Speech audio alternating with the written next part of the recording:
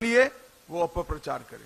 मैं पूछना चाहता हूं, हेमंत बाबू आपकी 10 साल सरकार रही, 4 से 14, क्या किया आपने? अभी 5 साल आप सत्ता में रहे, सहारा के लिए क्या कहा? मैं आज झारखंड के सहारा के इन्वेस्टर को कहता हूं, सहारा कोऑपरेटिव में जितने भी वैध इन्वेस्टमेंट करने वाले नागरिक हैं, उसकी पाई पाई भारतीय जनता पार्टी की सरकार वापिस देगी। सहारा कोऑपरेटिव में जितने भी वैध इन्वेस्टमेंट करने वाले नागरिक हैं, उसकी पाई पाई हम देंगे। मैं फिर से रिपीट करना चाहता हूं कि यूसीसी से हमारे आदिवासी भाइयों का संगठन काम कर रहा है और ये संगठन बेसिकली बना था सहारा इंडिया स्कैम के खिलाफ। आप सबको पता होगा, इसमें से ही बहुत सारे साथी ऐसा होंगे जिनका सहारा में लाखों रुपए फंसा हुआ है। ठेला चलाने वाले, खमचा चलाने वाले, भीख मांगने वाले, पोछा लगाने वाले, घरों में ऐसे ऐसे लोगों का सहारा में पैसा फंसा हुआ है। हम लोग लगातार संघर्ष कर रहे हैं। ऐसा कोई दरवाजा नहीं है जहां हम लोग नहीं गए। सांसद, विधायक सबके पास गए, लेकिन किसी ने हमको खुल कर मदद नहीं किया। कोई मदद अगर किया और संसद में अगर बोलने का, सबसे ऊंचा आवाज में बोलने का काम किया, तो भाजपा माले पार्टी के माननीय सांसद सुदामा प्रसाद जी ने किया। और ऐसा किया कि बोलने पर विनाश कर दिया वित्त मंत्री जी को। हालांकि वित्त मंत्री ने झूठा बात किया कि लोग कागज लाओ और पैसा ले जाए, जो पूरा कोरा बकवास था। और उस बकवास का जवाब भी अगर किसी ने दिया तो सुदामा प्रसाद ने ही दिया। तो हम क्यों भाजपा की माला जपे, हम क्यों कांग्रेस की माला जपे और किसी अन्य पार्टियों की माला जपे? जो हमारे लिए है, हम उनके लिए हैं। आज स्थानीय बात कर ले तो निरसा में सहारा के करीब 25 से 30 हजार लोग डायरेक्ट रूप से इफेक्टेड है, जिनका लाखों रुपया सहारा में फंसा हुआ है। हम लोग विश्व भारती जनसेवा संस्थान के लोग पूरा जाकर के घर घर पर जागृत करेंगे कि 25 से 30 हजार वोट न जात पे, न पात पे, न धर्म पे, सीधे हम सहारा से इफेक्टेड हैं इसके नाम पे भाजपा माले को अरूप चटर्जी को दिया जाए। इसके लिए हम लोग दिन रात तक मेहनत कर देंगे, एक कर देंगे, छोड़ेंगे नहीं। अब मैं आता हूं साथियों, कल आप सबको पता होगा कि एक झूठा संकल्प पत्र झारखंड के रांची में जारी किया गया। देश के सबसे निर्लज, सबसे कमजोर और सबसे बकवास गृह मंत्री माननीय अमित शाह जी के द्वारा अपने सारे संकल्प को सुना, जो कोरा बकवास था, लेकिन उसमें एक संकल्प लिखा नहीं गया। कहा गया कि हमारी सरकार आएगी तो हम सहारा के डिपोजिटर्स को, बैंक डिपोजिटर को, अरे मूर्ख मंत्री बताओ बैंक डिपोजिटर क्या होता है? जिसके हाथ में सर्टिफिकेट है सहारा का, वो सब बैंक डिपोजिटर है। उसने कहा कि मैं आऊंगा तो पाई पाई का भुगतान कराऊंगा और भुगतान करा रहा हूं।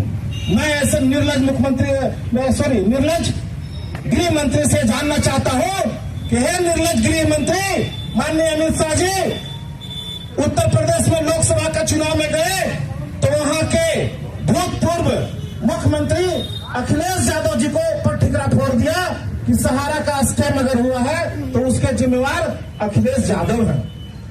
और यहां आए झारखंड में तो ये ठिकरा फोड़ दिया कि हेमंत सोरेन 10 साल से क्या कर रहे थे। अरे किसको मूर्ख बनाना चाहते हो? देश के गृह मंत्री के साथ साथ सहकारिता मंत्री खुद तुम हो, और सहकारिता विभाग का ही एक केस है जिसमें लोगों का पैसा फंसा हुआ है। क्या कर रहे हो? 5,000 करोड़ रुपया इसने सहारा से भी के रिफंड खाते से गलती से सुप्रीम कोर्ट को कन्विंस करके लिया, और आज 5 साल से पैसा लेकर के गुलछर्रा उड़ा रहा है और लोगों को पाई पाई मिलने को मोहताज कर दिया। 5,000 करोड़ रुपया में अभी ताजा आरटीआई जो आया है उसमें मात्र 1,000 करोड़ रुपए का भुगतान हुआ, जिसमें कि 5 साल में करीब 700-800 करोड़ रुपया केवल उसका इंटरेस्ट बना होगा। तो ये कर क्या रहा है? अपनी गलतियों को ठिकरा हेमंत सोरेन पर, अपनी गलतियों को ठिकरा अखिलेश यादव पर फोड़ने का काम कर रहा है। ऐसे निर्लज गृह मंत्री को जवाब देने का समय आ गया है। तुम देश के दाता नहीं हो, तुम भगवान नहीं हो, तुम जनता का नौकर हो। नौकर बनकर के रहो, मालिक बनने का प्रयास मत करो। ये पैसा हमारा है, तुमको देना पड़ेगा। मित्रों नमस्कार, मैं राजेश शुक्ल आप सभी मित्रों का हमारे इस चैनल पर हार्दिक वंदन है, अभिनंदन है। साथियों, सहारा निवेशकों का भुगतान इस समय जहां चुनाव होने हैं वहां चुनावी मुद्दा बन चुका है। अब पार्टियां अपने घोषणा पत्र में भी सहारा निवेशकों के भुगतान को शामिल कर चुकी हैं। जैसा कि आप लोगों ने क्लिप में ये देखे कि झारखंड के रांची में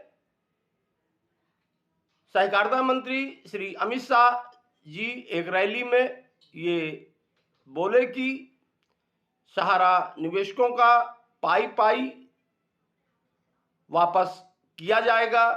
और इसके पहले लोकसभा का जो चुनाव था उसमें भी सहकारिता मंत्री जी इसी तरह निवेशकों को भुगतान देने का वादा किए थे। और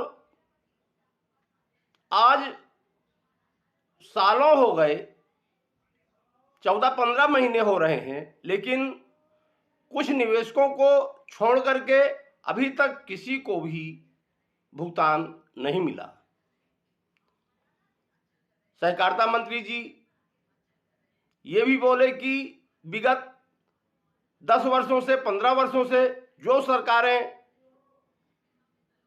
यहां पर थी उन्होंने सहारा निवेशकों के भुगतान को लेकर के क्या किए, तो इसको पूछने के पहले सहकारिता मंत्री जी को भी इस बात का जवाब देना चाहिए कि जहां पर उनकी सरकारें आज 15 वर्ष 20 वर्ष से हैं वहां पर निवेशकों के भुगतान को लेकर के क्या किया गया। फिलहाल निवेशकों का भुगतान सहकारिता मंत्री जी के मंत्रालय के अधीन आता है क्योंकि वो सहकारिता मंत्री हैं, लेकिन अभी तक उन्होंने सहारा निवेशकों के भुगतान को लेकर के कोई भी ठोस कार्य नहीं किए। निवेशकों को सिर्फ कोई भी पार्टी हो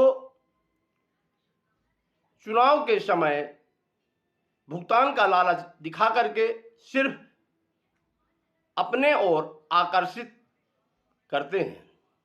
लेकिन अब इस बार सहारा निवेशक जो हैं वो पूर्ण रूप से जागरूक हो चुके हैं। जैसा कि आप लोगों ने क्लिप में ये भी देखे कि विश्व जनसेवा संस्थान जो संगठन है निवेशकों के भुगतान की लड़ाई जो बहुत तेजी से लड़ रही है, उसके कार्यकर्ताओं ने अब ये ठान लिए हैं कि हर हाल में सहारा निवेशकों का भुगतान दिला करके ही रहेंगे। और अब संगठन के लोग पूर्ण रूप से इंडिया गठबंधन के साथ साथ जो वहां पर भाकपा माले की पार्टी है उसका समर्थन कर रहे हैं। और आने वाले समय में पूर्ण रूप से जो लोकसभा का सत्र चलेगा वहां पर भी अब सहारा निवेशकों की गूंज बहुत तेजी से उठाई जाएगी, ऐसी जानकारी प्राप्त हो रही है। तो अब जो भी नेता हैं वो निवेशकों के भुगतान को लेकर के बिल्कुल ये सही आश्वासन दें कि निवेशकों का भुगतान कब और कैसे होगा, क्योंकि पोर्टल के माध्यम से भुगतान हो पाना संभव नहीं है। बार बार पोर्टल पर क्लेम करना और क्लेम को रिजेक्ट कर देना, इससे निवेशकों का धन और भी शोषण कराया जा रहा है। इन्हीं बातों के साथ मैं अपने शब्दों को विराम देता हूं। आप सभी मित्रों को मेरा सादर नमस्कार।